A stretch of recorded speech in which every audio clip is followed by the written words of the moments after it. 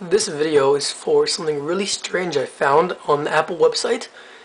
When you want to configure your Mac Pro, you see not MacBook Pro, but the Mac Pro. I think it is one of the most configurable computers on the market. So first of all, let's just open up our web browser, and we have to go to Apple, either .co or .com. It doesn't matter. Okay. So then, we're at the Apple homepage, and we can either go to the store. This can take a few seconds. We could either go to the store, you see, or we could just choose over here, or we could go to Mac up here. Right, so let's just take over here, not to waste too much time, and I click on Mac Pro. The starting price for it is, as you see over here, $2,899. That's the starting price. So let's go configure now. I've done this, and you can make it cost after you configure everything over $22,000, which is pretty insane. So it starts up with 2.8 gigahertz. Let's just upgrade that to 3.2 because I like my computers pretty fast. But that sets you up at least. That gives you that costs at least $1,600. And what's really surprising is it starts off with 2 gigabytes, as you see over here, but you can go up to 32 gigs, but that would cost you at least $9,100, which is really expensive. So let's just click 32 gigs, just to have fun. Okay, then we have a RAID card. Let's click yes. Actually, yes, I need RAID. And then it's really interesting. You have 4 hard drive bays, and each of them can carry up to 1 terabyte. Each terabyte hard drive costs $300, which is fairly cheap. So let's just click terabyte, terabyte, terabyte, and terabyte. And then you get to the graphics, which is fairly interesting. At the beginning, it starts off with something which is okay, you know, ATI Radeon HD 2600 XT 256 megabytes. But it goes up to the NVIDIA Quadro FX 5600 with 1.5 gigabytes, and that costs $2,850.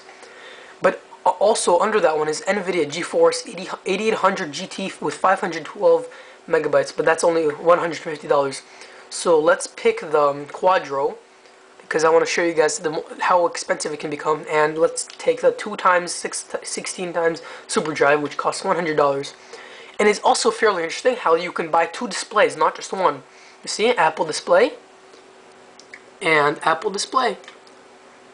You can choose to have them at 30-inch flat panels, or you can choose to have none, or 20 or 23-inch. Then it comes to the Apple Mighty Mouse. Yes, we'll click on that, which costs $20. And then it comes to the Apple keyboard and documentation. So you can either choose eBoard English, which is just the wired one. You can choose Apple wireless keyboard, which is English. You can choose Apple keyboard French, which is wired. And you can choose Apple wireless keyboard, which is French Canadian. So let's take Apple wireless keyboard English, which is $30, and let's go down. So yes, I want wireless. No, I don't want a fiber channel. And yes, let's take all the software. But most people nowadays, you have to read this. It's a modem. You really don't need a modem unless you don't have proper internet connection. We'll take Aperture, and I like having Apple Care protection. So you click yes, and we'll click yes.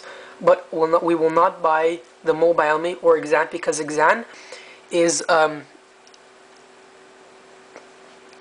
what is called for big companies. And if you look over here, because we did not pick Exan, it's only $20,000. So you see, the final price for us is $20,194, which is really big. And it's funny how they say it ships 4 to 6 business days. So let's just press add to cart. By the way, I'm not buying this. I'm just showing you guys, so don't get your hopes up with me. And over here, you can also buy extra things. You can get Airport Extreme. You can get some sound system. You can get more software again. You see everything else here. And yeah, continue shopping. I mentioned it's slow. And yeah, at the end, you can go to cart, and I guess you can go to cart, which is up here on the top right corner. and you can go to checkout. But again, I'm not going to buy this, so don't get your hopes up. So you type in your Apple ID, but I don't have one, and you type in your password, and then you type in your email address. The thing about the Apple IDs is they only use credit cards. So if you don't want to pay with a credit card and you want to pay with cash, you have to go to the Apple Store.